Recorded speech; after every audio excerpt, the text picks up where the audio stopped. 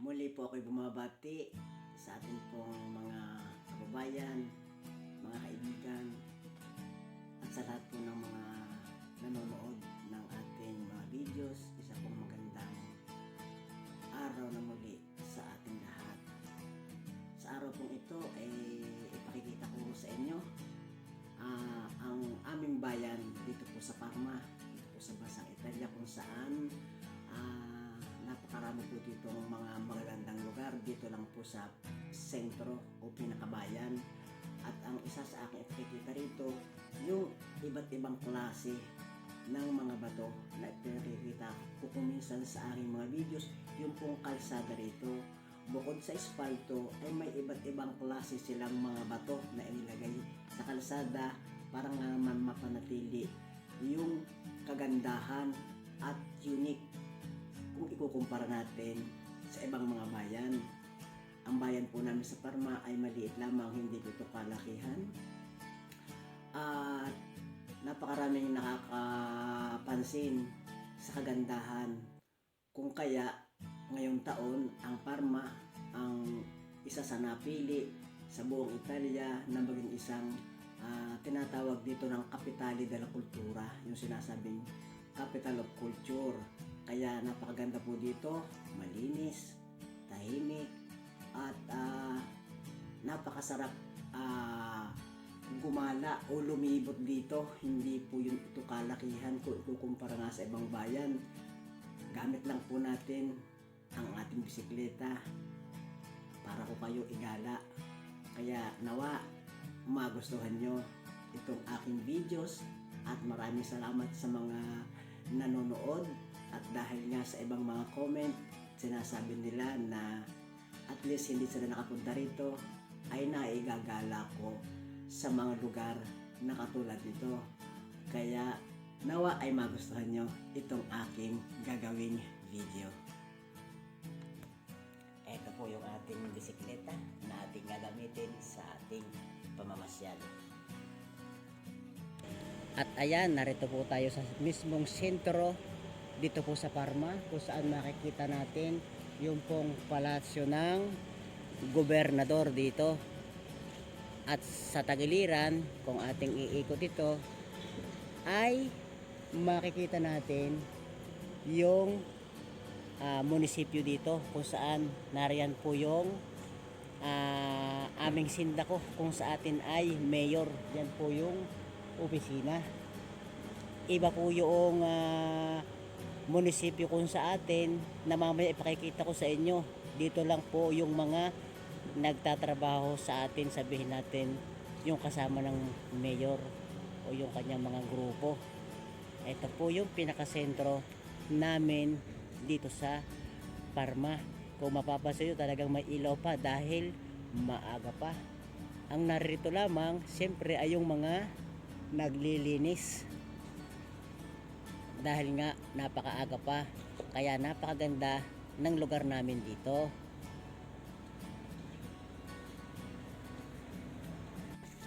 At sa history, yan po yung ating napapag-aralan dati, yung po tungkol kay Hercules. At yan naman po ay kapag titignan natin ang istorya sa Parma, ay isa sa ating makikita yung po tungkol diyan. At narito po yung isa sa mga estatwa na pinupuntahan ng ibang mga turista kapag pumupunta dito sa Parma. Yan po ay nasa mismong tagiliran, ayan, ng munisipyo dito sa Parma.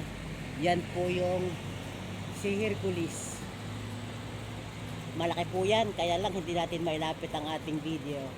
At sa ibaba na yan, yan po yung tuloy-tuloy na daloy ng tubig dito, na sa araw makikita natin dyan yan, yung mga kalapati, dyan sila umiinom.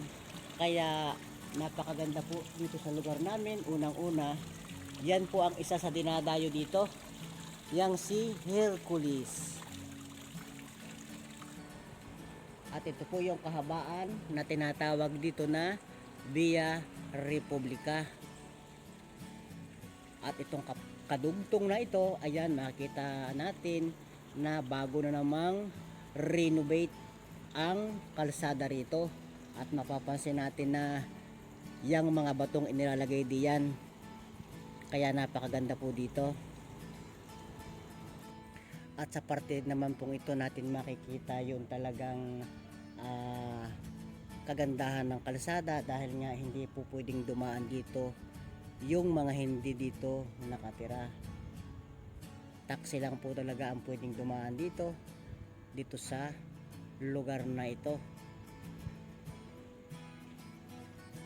At sa parte natin ito makikita natin yung anggulo kung saan naroon yung pinakasentro natin dito sa Parma. Ayan, bawat anggulo mapapansin natin dito yung ibang mga bato o simento na inilagay sa mga kalsada rito, para nga naman mapanatili yung pagiging makaluma, mapanatiling antik. Kahit po yan ay maliit na mga kalsada, sa paloob na yan ay puro ganyan ang mga nakalagay. At ito naman po yung harap ng Duomo dito, na isa sa dinarayo dito sa lugar namin sa Parma. Ayan po, makikita natin yung magagandang mga gusali dito.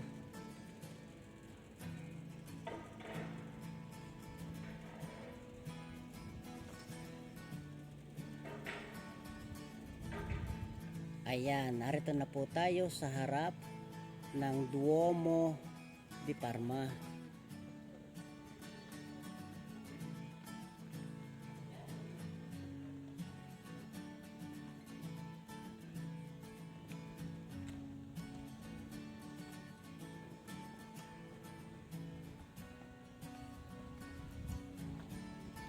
Ayan, narito tayo sa mismong harap ng pintuan dito sa Duomo dito sa Parma.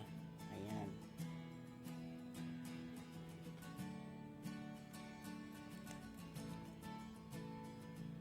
Tayo po nakapasok na minsan dito sa loob na ito, pero ito po ay libre ang pagpasok.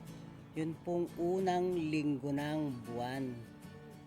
Kaya tayo ay may posibilidad na makapasok diyan ng walang bayad.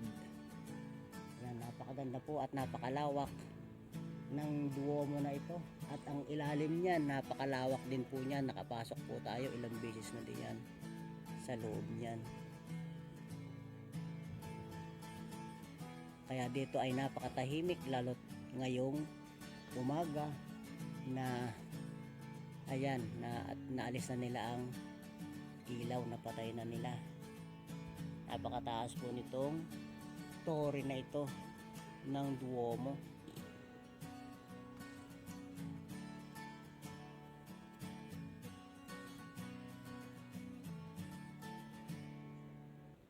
Ito naman yung tagiliran ng Duomo dito po sa Parma.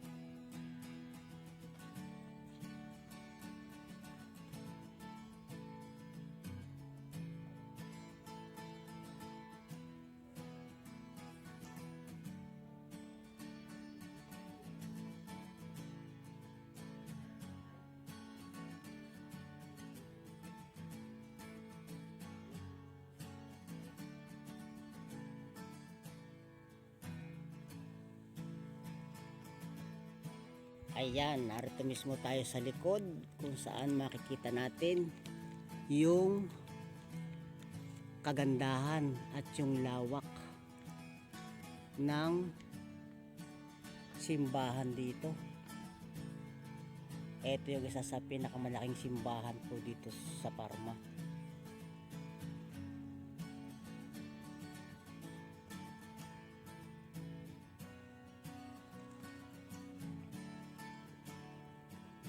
At dahil nga maaga pa, wala pa po halos tayong makita ditong mga tao.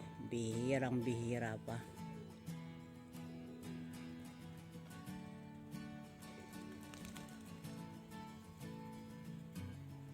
Ang mga ibon lang, mga kalapati ang nagkalat dito.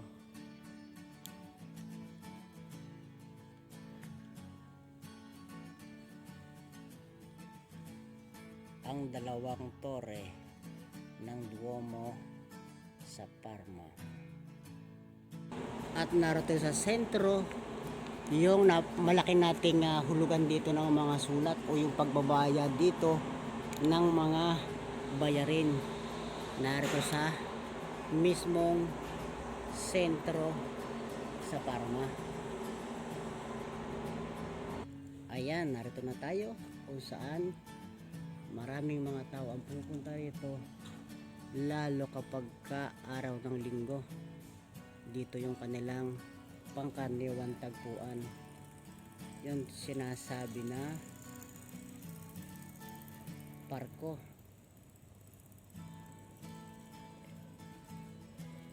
Harap lamang po ito ng Duomo dito sa Parma. Yun po ang Duomo. Tanaw natin sa kabilang dulong yun. Kaya napakalapit po dito sa ating parko sa sentro dito sa Parma.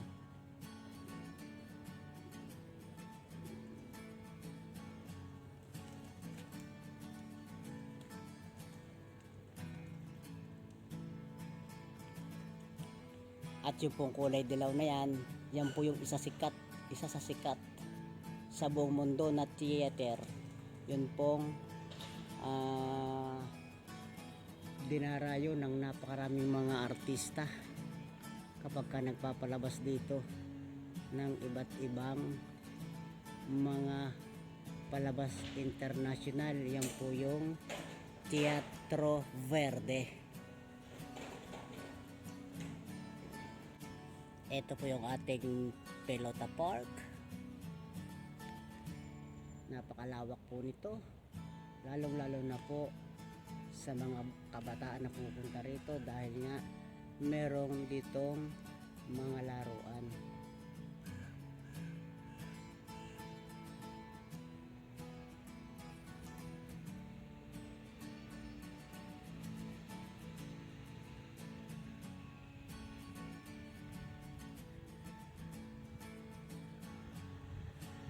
Meron po tayo nang ginawa dito isang video na atin pong pinamagat ay The Square of Peace.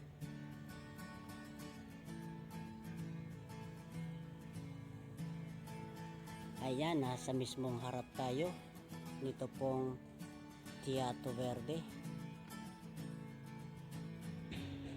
At sa tagiliran niyan o halos harap niyan, makikita naman natin yung isa sa mga simbahan dito na pinupuntahan ng maraming mga tao. Ayan po yung simbahan dito na tinatawag nilang Istikata. At yung mga semento, mapapansin nyo, iba rin po ang inilagay dito. Yung kulay at saka ang dumadaan lang dito pangkaraniwan ay siyempre yung pong mga bus. Yan pong may mga guhit na dilaw na yan. At yung mga taxi.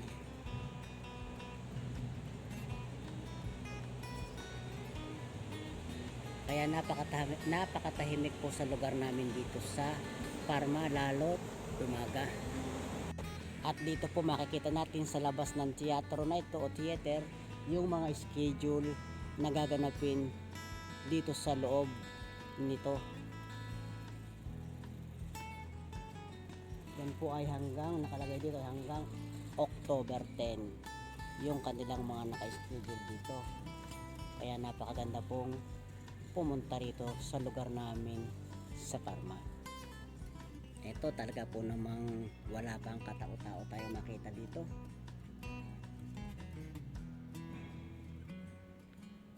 Napakalinis tingnan. Ang marinig lang natin dito ay yung mga sasakyan na mga naglilinis ng kalsada tuwing umaga.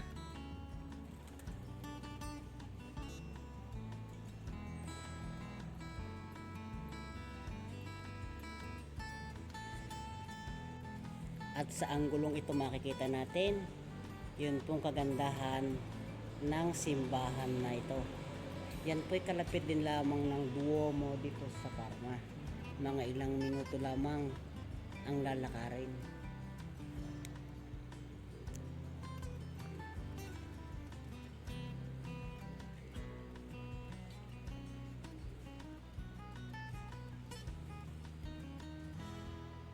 At itong kalsada rito, palibhas at kagagawa lamang, ay talagang makikita natin yung kulay niya.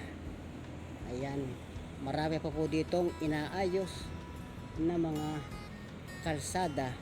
Palibasa nga at dadating na ang taglamig, kaya lagi nilang iniaayos yan kapag ka ganitong mga panahon. Ito po yung ilalim ng isa sa dinaraanan natin dito.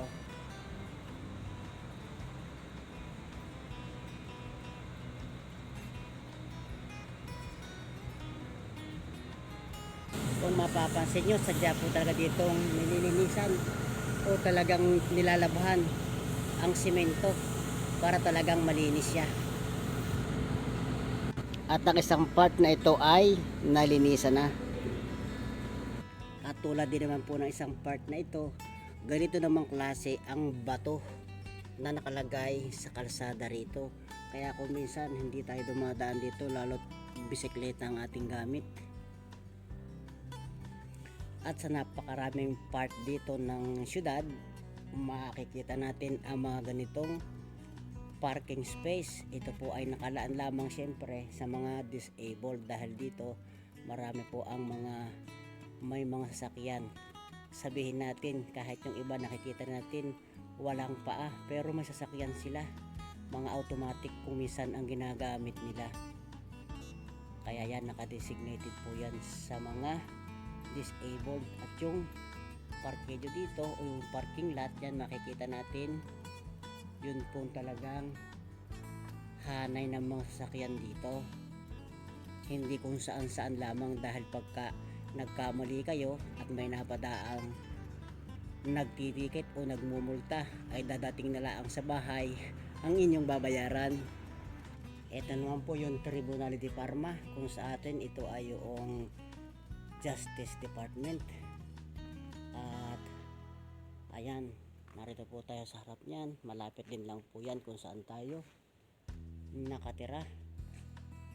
At yan po ay talagang kabila ay meron tinatawag tayo na sa atin ay yung CCTV o yung dito ang tinatawag na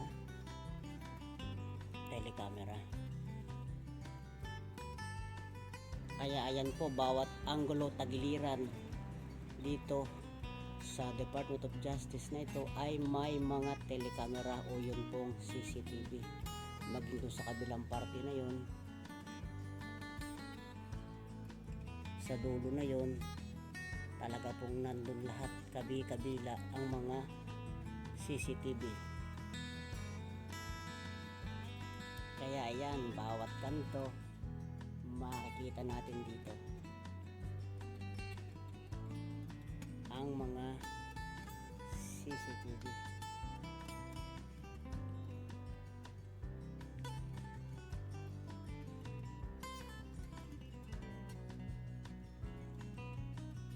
Kaya walang kawala ang mga loko-loko dito.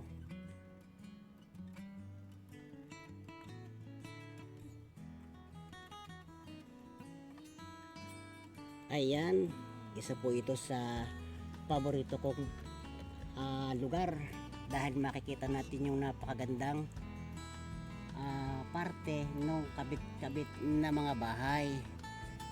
Kapag po nawala na ang mga dahon, lalo nating makikita yung kagandahan dito. At nag-uumpis lang ang mga laglag ang mga dahon, kaya yan po yung kahabaan ng tabi ng ilog dito. Diyan po dumadaan yung mga nagbibisikleta.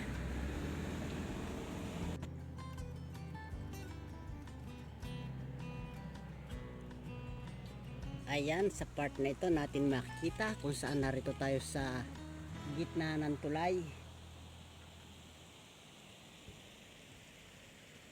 Kita po natin yung kabilang parte.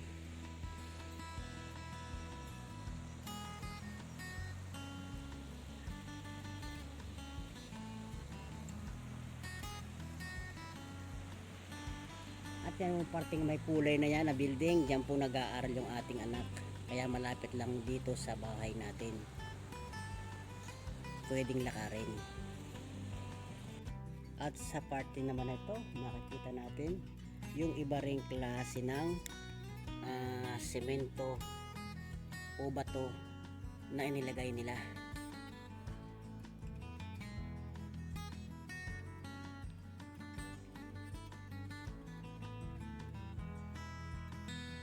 Kaya kung kunti po mga sasakyan na nakapark dito, yun po mga naka-residence lang ang pwede dito. At ang part na ito, ganito rin naman ang nilagay nilang mga bato dito sa kalasadang ito. Kahit may maliit na park diyan, makikita natin tayo po ay napakalapit dito sa mismong sentro dito sa Parma. Ayan, isa po ito sa napakagandang lugar din sa tabi ng ilog dito. Kaya ako'y tuwan-tuwa kapag ako'y napapadaan dito.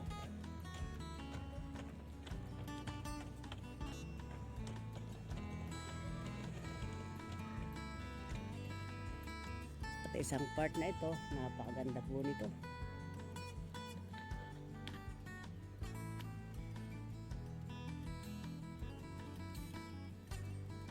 Ayan, yung lugar natin dito.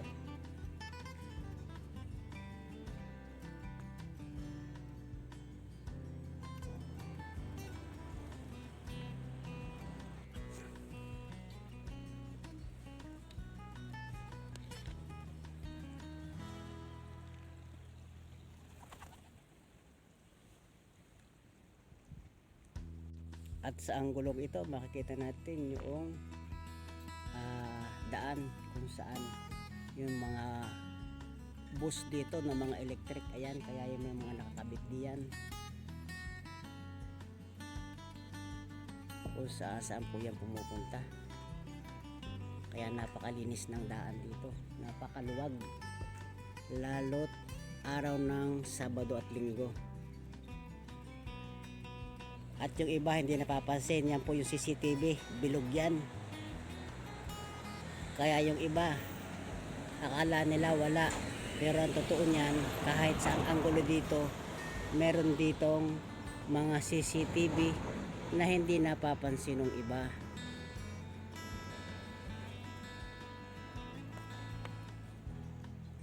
Ayan, isa rin ito sa mga simbahan dito na malapit sa sentro.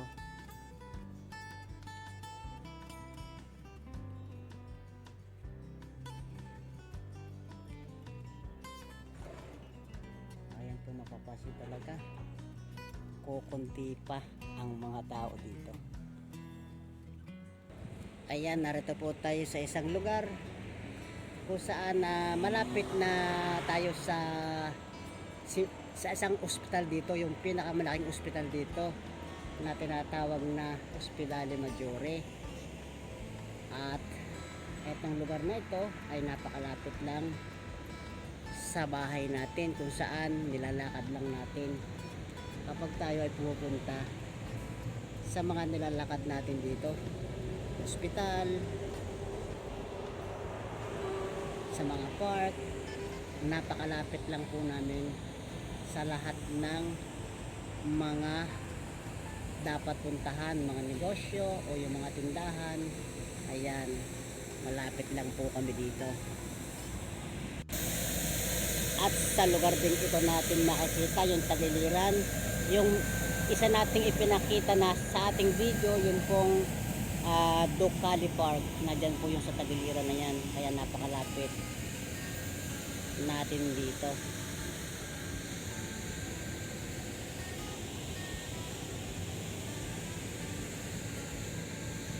Ayan, ito na po yung tinatawag namin Ospedale Maggiore. Ito po yung napakalaking ospital dito, kung saan nakabuko dito yung parte ng mga nanganganak. Ayun, ilalapit ko kayo doon sa parte ng materna kung tawagin dito. Yun po yung parte ng mga buntis o yung sa mga manganganak. Kaya napakalaki po ng ospital na ito. At Yan, mapapansin nyo ang mga daanan dito ng bisikleta. Talagang yan ay may mga kulay pa. Para nga naman kitang kita. Lalong lalo na kapag ka dumating ang taglamig. Dahil kapag ka yung sabi natin ay parang bumababa ang ulap, ay halos hindi makita ang kalsada. Kaya nilalagyan nila yan ng mga kulay. At sa mga kabataan po, kapag ka na-ospital, meron po talaga silang lugar. Ito po yung lugar sa mga bata. Kaya makikita natin dito na Ospedale dei Bambini. Ito'y puro lang po sa mga bata. Kaya yung mga bata kapag ka nandito ay talagang tuwan-tuwa dahil napakarami ditong mga laruan sa loob na talagang inihanda yun para sa mga bata. Kaya napakalaki po ng ospital dito sa Parma.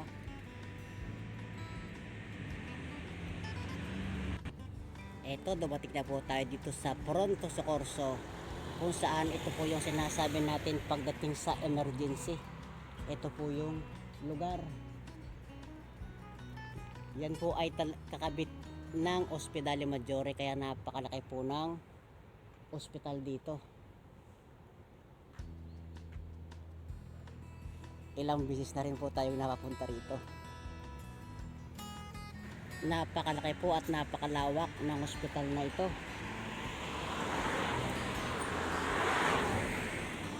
Kaya eto namang part na ito, makikita nyo yung dinadaanan ng bisikleta, iba naman ang kulay.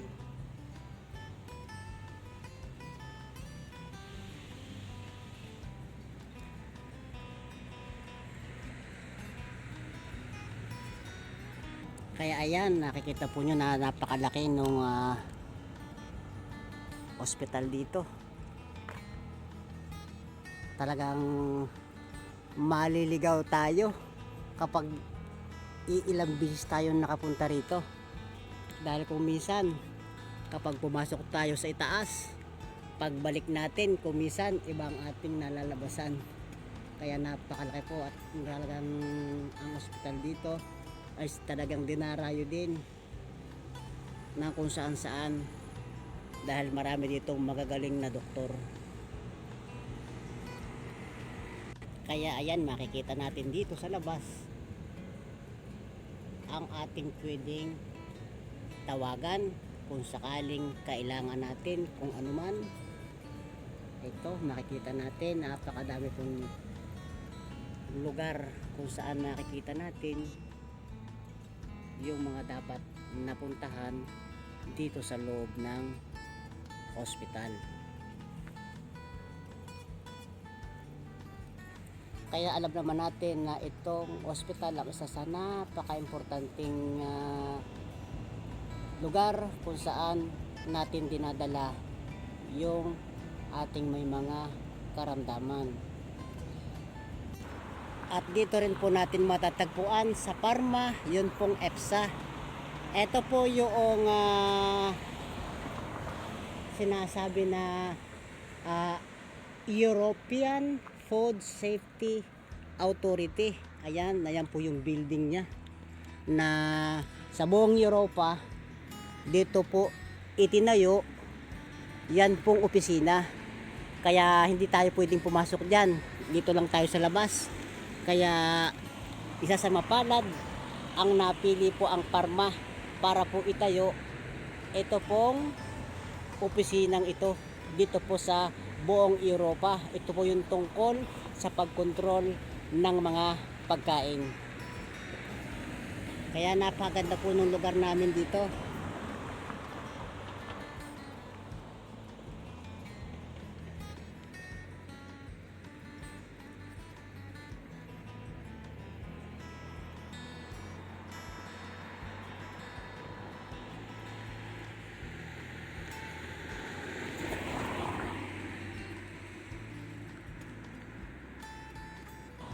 At dito po sa lugar na ito, makikita naman natin yung pong Carabinieri, kung saan isa po yan sa mga nagpapatubad ng batas dito.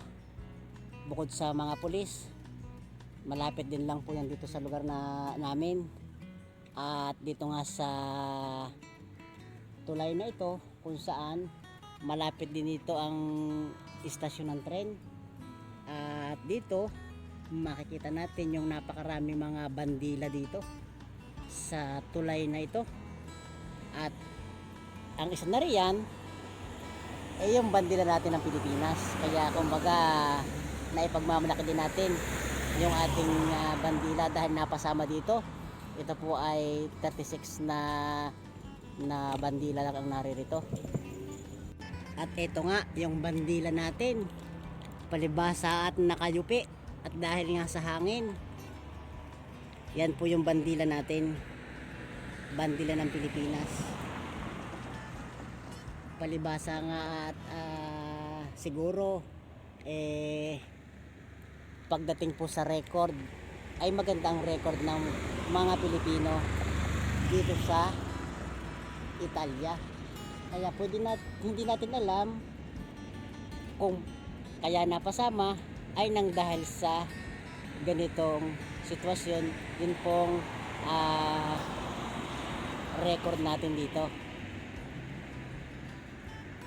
Kaya sa dami nga naman ng mga iba-ibang lahi dito sa Parma, isa sa mapalad na napasama ang ating bansa, ang Pilipinas, sa mga bandilang naririto. At ito naman po yung ating train station na napakaganda po ng lugar na ito dahil nga ito ay nirenovate. Ilang taon pa lang ang nakalilipas. Ito.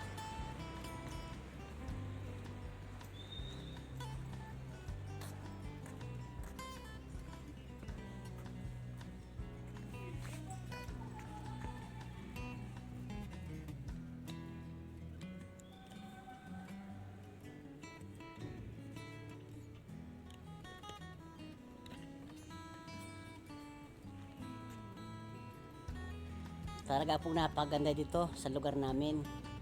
Ito, yun pong harap ng train station namin dito.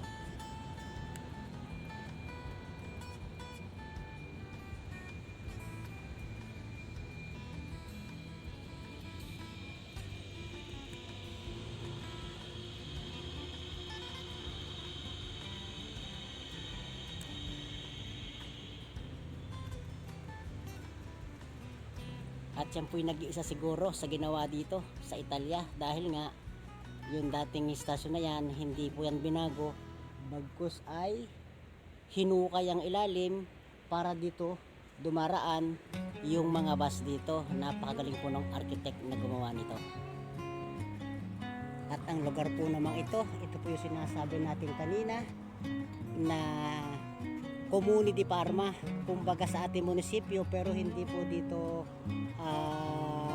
nag-stay yung kumbaga mayor yung sinda ko dito dahil nga dito naririto yung mga lahat ng mga transaksyon ng gobyerno.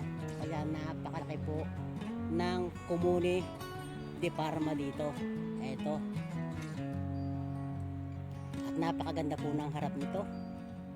Itong jardino na ito, itong garden nito sa harap.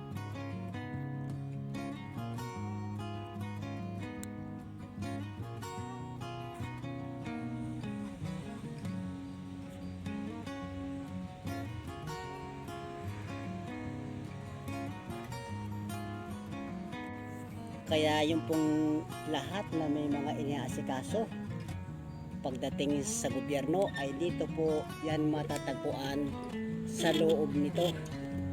Kaya napakalaki po ng loob ng Comune di Parma na ito.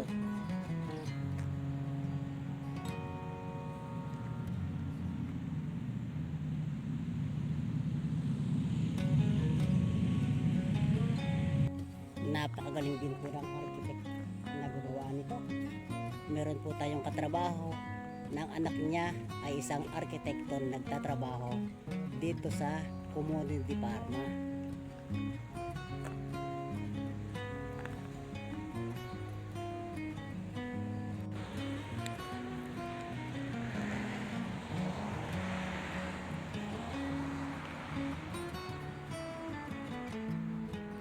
At kapag tayo narito sa ibaba, ayan, makikita natin yung ginawa nila dito, yung structural building na napakaganda, napakatibay po niyan.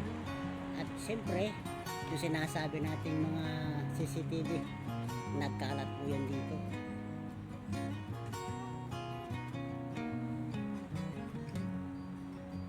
Ayan, narito naman tayo sa part na ito. Medyo mataas ang tayo natin dahil tumakit tayo sa hagdan. Ito. Kaya napakaganda po at napakalaki ng komune dito sa lugar namin.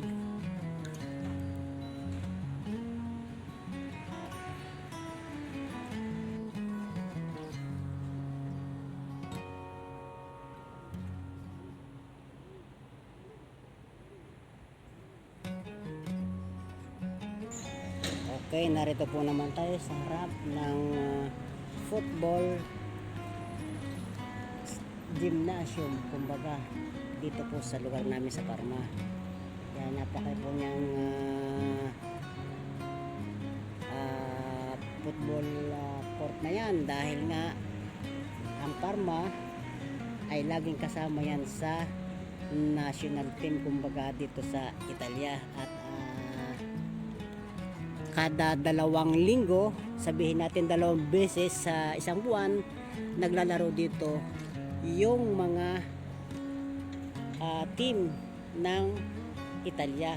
Kaya dito kapag linggo, yun ang problema ng mga nakatira malapit dito, dahil siyempre sarado ang mga daan, kaya napakahirap ang mga daan sa mga sasakyan. Kaya ang mga rules and regulation makikita natin dito sa labas, at talaga namang napakarami po mga tao ang pumupunta rito kapag may laro nga dito. At kumisan national team talaga ang naglalaro dito, kung saan saang bansa nanggagaling. Kaya tayo dito ay nakakadalawang beses na rin nakapasok sa estadyo na ito.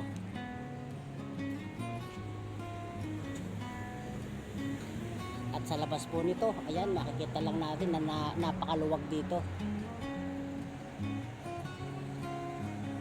Pero kapag may laro, ito po ay punong-puno ng mga sasakyan. Lalong-lalo na yung mga scooter o yung mga motor dito. Talaga pong nakahana yan. At ang kalsada ay walang basta makakadaan sa mga pampubliko sasakyan, dahil talaga po yan may harang. Napakahigpit po ng seguridad dito kapag may laro. Lalong-lalo na ang mga maglalaro ay yung mga sinasabing sikat na sikat sa buong mundo. At sana po ay nagustuhan nyo itong akin pong ginawang pamasyal at kayo aking naigala dito po sa lugar namin sa Parma. At ito po yung aking kagalakan na ipakita sa inyo yung lugar dito lang po sa bayan. At napakarami pong magaganda ritong lugar, siyempre itong po sa labas. Kaya marami pong salamat, at sa mahigit na kalahating oras tayo nakapagbigay ng kasiyahan sa ating mga kaibigan. Marami pong salamat, and God bless us all.